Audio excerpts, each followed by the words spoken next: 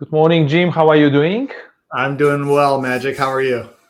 Well, I'm really feeling extremely well for a number of reasons, to be honest. First of all, last week I was at the IT Nation Evolve in Manchester, which was an extremely interesting event, I must say. From the way it's structured, the peer group discussions, it was very interesting. I learned a lot about how people support each other, not only from the pure business perspective, but also on a personal level, frankly saying, which was pretty interesting.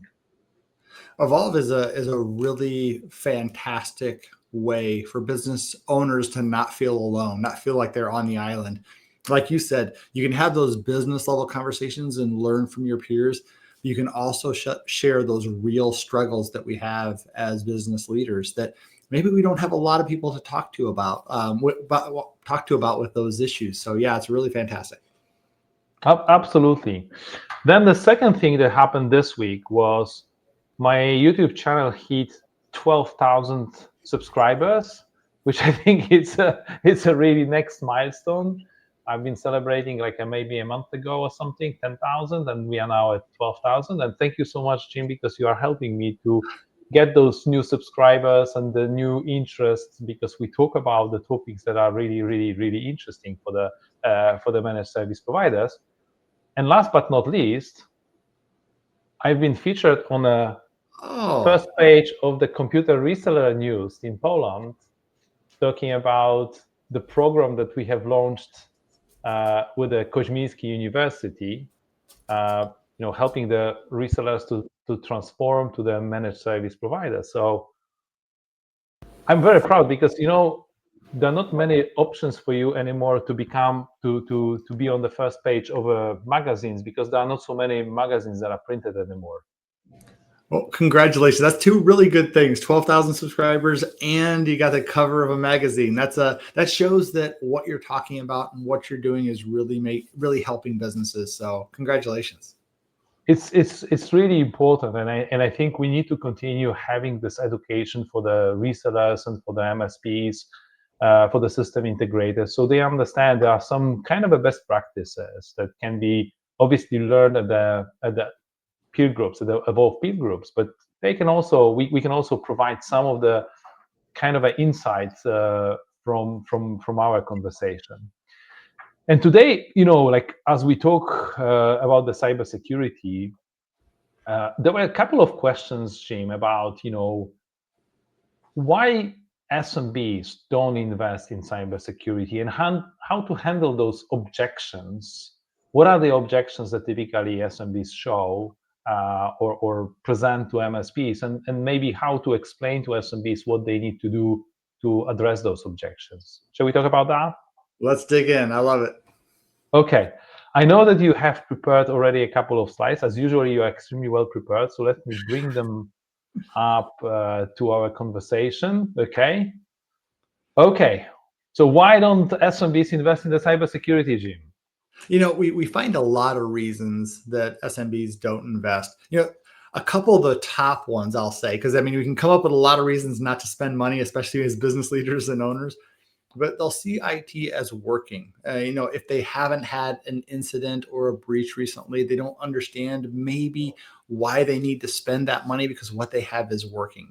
Like we talked about earlier, it's also very complex and takes a lot of time to really understand, to make sure you're investing wisely, because no business leader wants to spend money on things that they don't need. They'd rather that go to the bottom line, right? So understanding why we need to do that just takes a lot of time. And we have a lot of bullet points up here, but I'll also say there's a trust factor, and kind of looking at the last three bullets, it's do I really trust what this person is telling me that I need to spend money on? Because it sounds really expensive. I didn't need it last year, and I don't even really want to do it because it sounds like work. So we are fighting that uphill battle. Yes, I think I totally agree with you. When I talk to the cybersecurity about the cybersecurity privacy issues with people, first of all, until there is a breach that affects them directly, they just don't see that because those attacks are typically not visible on a daily basis. I do get from my antivirus, from my security provider, like a monthly report saying how many attacks were stopped. But typically, people don't get this kind of a reporting from the security provider. Okay, uh, or they are not even aware of them, and they might not be aware that they've already been kind of broken into. Second problem, obviously, is it takes too much time. As a friend of mine always says, uh, convenience trumps compliance. you know, if it's too complex, too challenging, people will just put it on the side and say like, okay, I'll deal with this later. And a trust factor, if you don't really make your customers working with them and making them aware what what is the cybersecurity, how, what kind of challenges you might be facing. If you don't do a good job on this, I think they won't trust you, and they will treat you as someone that comes every couple of weeks and just tries to pull money from you. Yeah. That's a great way to look at it. Absolutely. Yeah, definitely. So how do we push this? What kind of problems we should be highlighting to the small and medium businesses? Well, when we're talking about this, we really want to take that complexity and try to lower it. We know we're dealing with very intelligent individuals who are leading these businesses, but a lot of times they don't understand the cyber side of it or even the IT side of it. So when we think about the buckets we're going to be investing in, how it impacts their business, we can first start with, hey, we want to stop attacks. We want to make sure that they don't make it inside the organization. Now, we're in the 99+% of attack defense. So we're in a good spot in the world there if we have the right technology. But understanding the gaps that they may have from an attack defense, understanding what happens if they are breached is really challenging. So that's kind of bucket number one.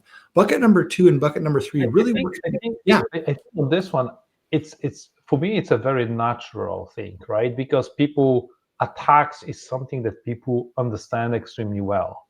It's something that they can if you show them how many attacks happen, if you can show them how many attacks you were able to prevent hitting their organization, or how many attacks were happening that were successful, for example, that is a very easy way of kind of telling SMB, hey, look at all this that is happening to everybody else. Look at the Jaguar recently couldn't recover from the cyber attack. I read a lot of kind of information about the latest ransomware. There's actually a web page, Jim, Ransomware Now, or Ransomware Meter or something, and it is publishing how many kind of a high profile ransoms were recently paid.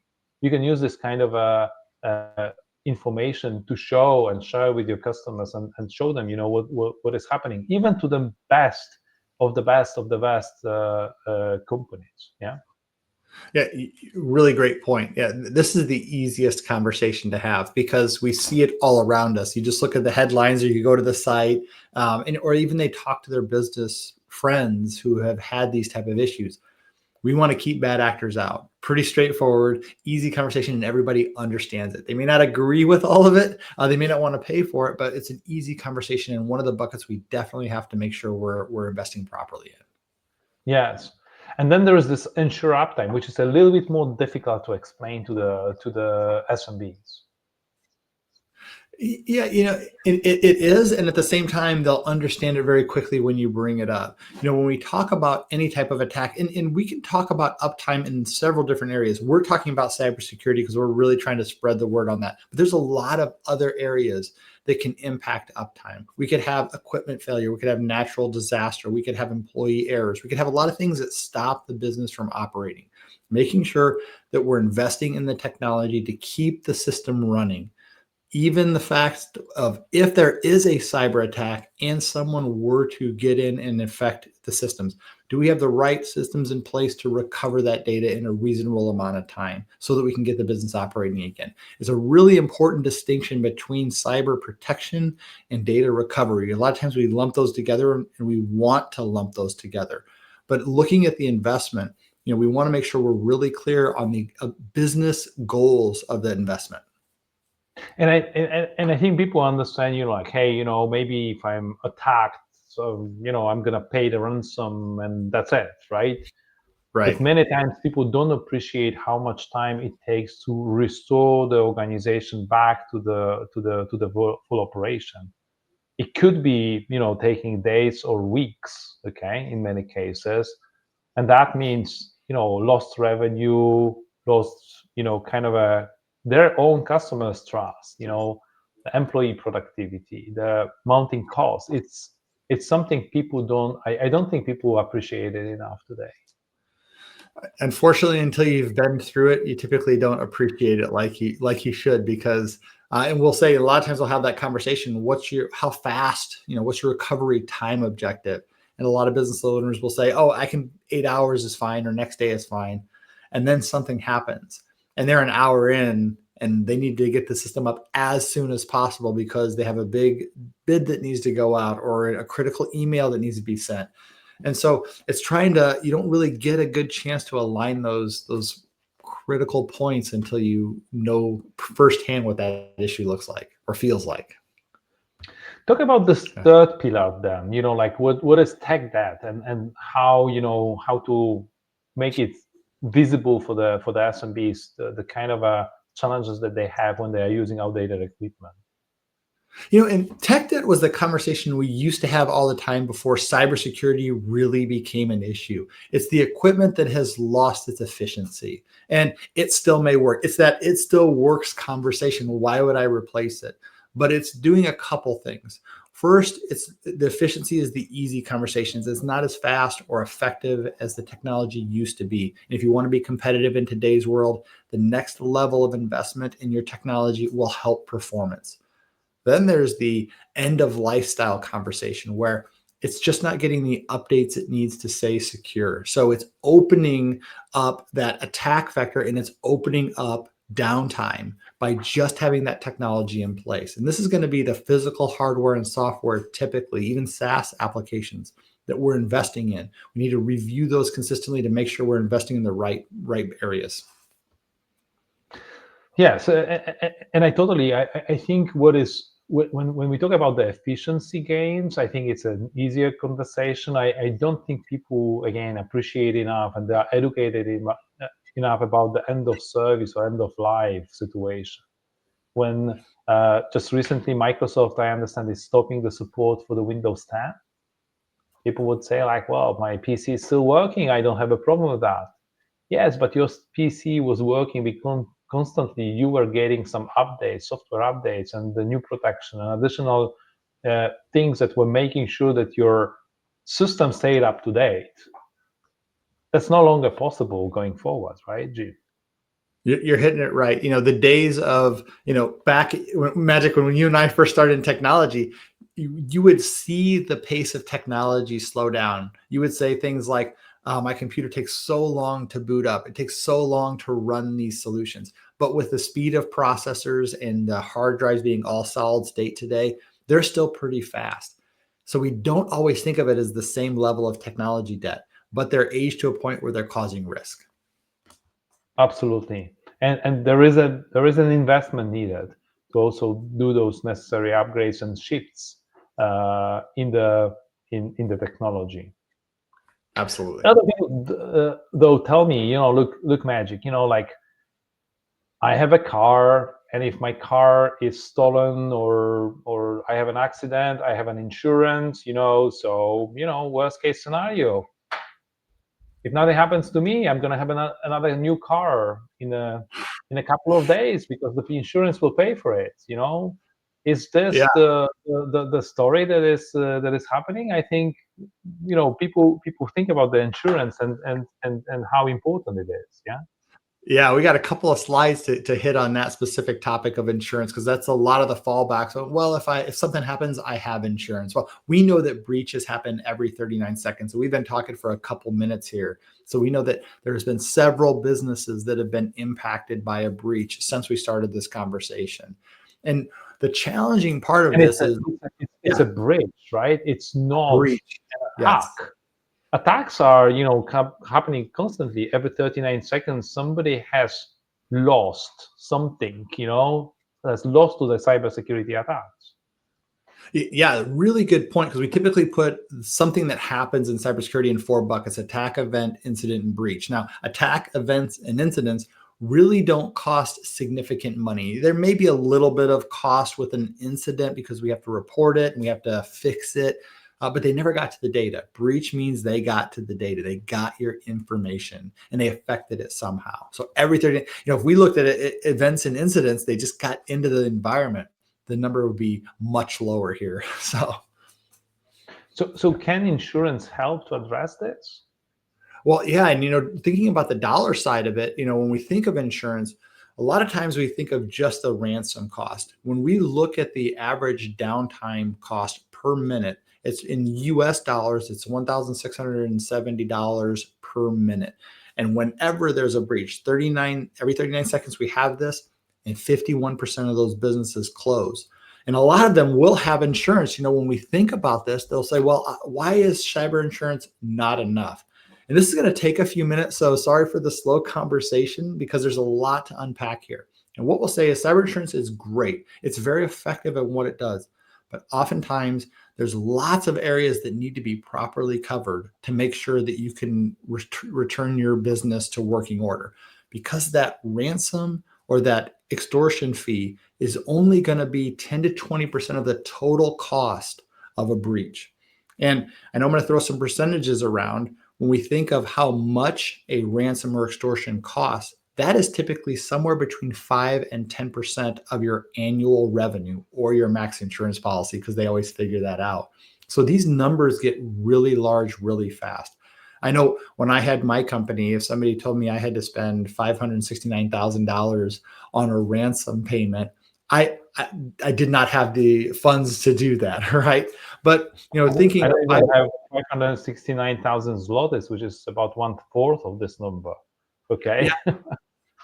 Yeah, it's a really large number, but that is just a piece of the pie. When we think of what cyber insurance needs to cover to return a business to operation, we have the downtime cost. We have a lost revenue that occurs. Let's say that it started with me, but I'm connected to my vendors or my clients, and that spreads into their environments. I'm now responsible for that third-party impact, fines and penalties, and then that unfortunate reputational damage. This is really significant because, like we talked about early on, when I'm just looking at the fee, the cost from the bad actor, we don't think about all those other costs, and cyber insurance may or may not cover that. And it rarely covers it if we haven't properly invested in cybersecurity. Now, this last little piece here, if we look at these numbers, if the ransom fee was $570,000, we're looking at a total cost to the business of $2.8 million. And this shows why 51% of the businesses close when they have a breach. We don't think about the ransom number. We think about the total financial impact. And sometimes it's just overwhelming. So I totally agree. And I don't think that's even all of it, because, Jim, if from the people that have been subject to the ransomware attack, I've heard very clearly, it's not only the cost. Obviously, there is the ransom, the downtime, the lost revenue that you have because you have to recover and kind of restore the company to the normal operations, is the reputation that you lose. It's not going to cover all the other costs, your own personal time, your nerves, your health that you've lost. And I have a good friend who is running an MSP, and he said, he has seen owners of the companies that were hit by the ransomware attack crying and breaking down, having a nervous breakdown because they couldn't do anything. It's just that's it. You are not having an access to what you've built over your lifetime. It's extremely impactful, from a health perspective, I think. And I'd say that's one of the main reasons we do this. We have these conversations. It's not because I'm an end user of a healthcare system and they were breached and I got a letter saying, oh no, we misplaced your data. That's bad. It's that business owner, business leader side. When we have to see them notify their clients, notify their team that they had a breach, that they had an issue, and we know that they're gonna, even if we get the whole, they can lose business that can't return, and no insurance is going to cover future revenue, right? It's just not going to be part of the solution. So no matter what, cyber insurance isn't enough. We want to invest. We want to have the best security possible, so we never have to use that cyber insurance policy. Absolutely, yes. Absolutely, yes. And again, even to your previous slide, when you were showing this, those kind of numbers, even many of the companies, even though they are able to pay the ransom and recover, they still shut down within 2 years, Jim, right? Many of them. 51% within 2 years. And that just shows how they try to make it work. They may receive some funding back from the insurance company to cover certain areas, but that reputational damage, those uncovered areas, and like you mentioned, Magic, that stress, will pay a toll on business leaders and their businesses. So let's say I have my kind of a current cybersecurity investment, and I believe that what I have is enough, and I have insurance, I have my current stuff. When is it the right moment to make this move to the next level of security? This is one of my favorite conversations right here, because I love talking about when to jump, when to take the next step. And from the ConnectWise perspective, we can apply almost anything to a curve jumping conversation. We're in a certain solution right now. When is it time to take that next solution? We'll say every technology has some sort of bell curve to it. And if we used processors, it's the fast example. We can use other solutions, but it's going to have that growth phase where everything is great. We're really excited about that technology. We're going to have the plateau phase where it's very effective. It's typically affordable, and we're in a sweet spot on any technology we're using. Then it starts to decline and eventually tank or become irrelevant. When we think of cybersecurity services, or even support, we think of, I needed this as is, or as we talked about earlier, it may be an antivirus conversation. We know at some point we had to move from that technology to the next thing. And when we look at that curve jump, we say, when is the right time? Should we wait until the technology is no longer effective? Well, that's when we're accumulating that technology debt. We don't want that debt to get too far gone, because then it's very expensive and very hard. We typically want to jump right after or in the very end of that plateau phase. And timing this is the good part here, and challenging, and where small businesses need assistance. Because if we looked at solution A being inexpensive in today's dollars versus B being a little bit more expensive in today's dollars, a lot of times those business owners will want to delay that jump. But we know the protection comes with movement. Yes, and think about it. You mentioned the antivirus. I still remember the days of my first computer when having an antivirus was the highest sophistication of the cybersecurity that you could have, because we were not connected. Like my PC was not connected to anything unless I dialed this kind of a access number. And obviously having just the latest, upgraded antivirus was good enough. Today, there's way more things that are needed to help the small and medium businesses. And I also believe that it is high time, given everything that we know about how the cybersecurity situation is changing, it is a high time to move to 24/7 managed protection, across many, many different dimensions. It's not, because managed protection doesn't mean only, your PC. It has several different dimensions, if I'm not mistaken, right? Oh, you're hitting it perfectly. Cybersecurity is a very important piece of that. We know in today's world, we need 24/7 by 365 ongoing live real-time protection. The days of antivirus, which I remember very well also, you would just update the signatures, right? And you'd be good to go. You didn't have to do anything else. Yeah. Today, you would get a reminder every 3 months. Hey, you need to check whether there is a new version of the system, and you would still be protected protected in a way. Today, this is moving so fast. And it's not only, it's not only, I believe it's not only the technology that needs to be protected and invested in.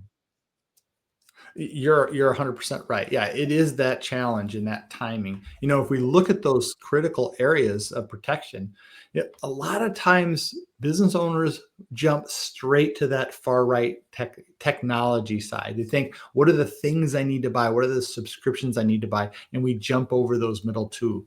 When we're having conversations with small businesses, we always want to highlight, yes, we want to make sure we're stopping attacks, we're ensuring uptime, and we're reducing technology debt. And we do that by investing in three specific things. We invest in our people, we invest in process, and we invest in technology.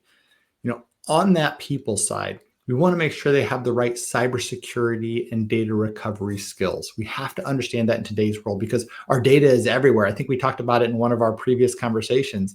50% of data is on premise, 50% is in the cloud. We have to know how to restore both of them. And then we want to go ahead.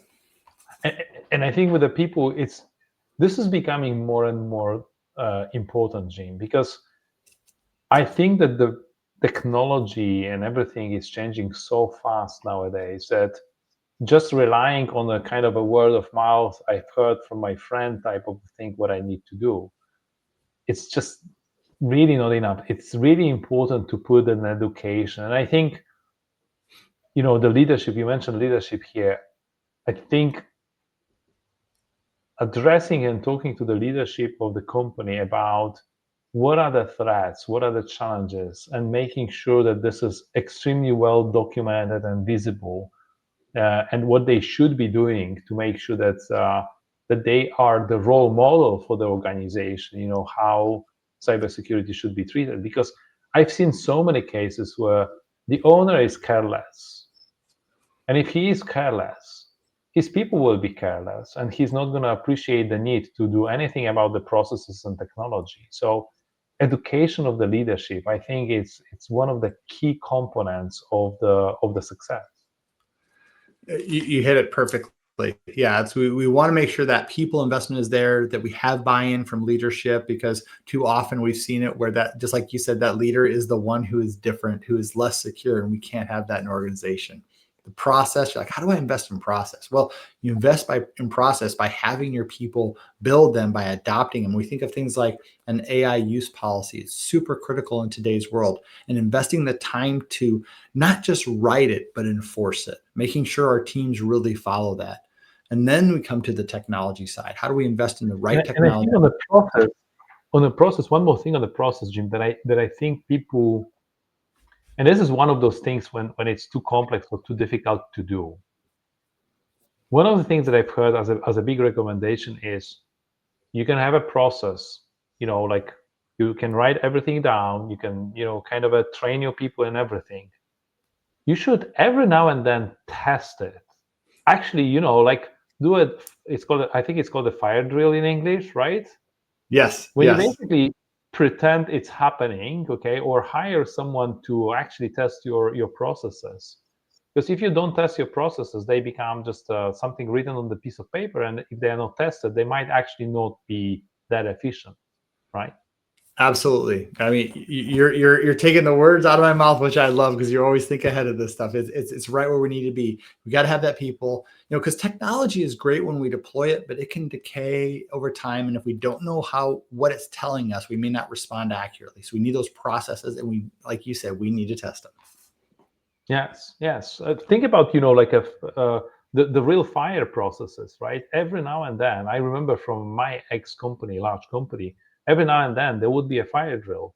We would be kicked out of the office, and we would have to walk down the stairs in a very orderly fashion. Don't take the lift, okay?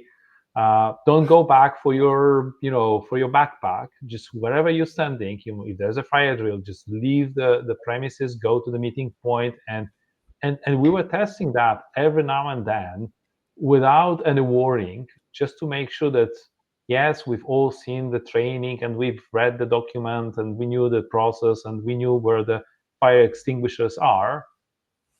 But every now and then testing it was extremely important. Perfect analogy. Love it. And then we have the technology, right? The third pillar. Yeah, and this is the easy part to talk about, making sure we're investing in those applications that really help, again, stop attacks, ensure uptime, and start to reduce that technology debt. Prioritizing those is very straightforward and visual because we can see I'm buying this and I'm selling, or I'm buying this and I'm going to stop paying for this. It's the people and process that's hard. So we want to make sure we put equal time into the conversations around all three areas. But in the technology, I want to add one more thing, Jim, because my observation again is you cannot invest in just one area. Because a lot of people just say like, oh, okay, I have my, 2 or 3 things. I have a VPN, MFA, antivirus. That's it. I don't need much more, right? No, Right. there's way more things that you need to. I think there are like 7 different areas of investment that you need to make just to make sure that you're end-to-end protected, because anything that you leave without an investment, it's a potential access vector, attack vector, right?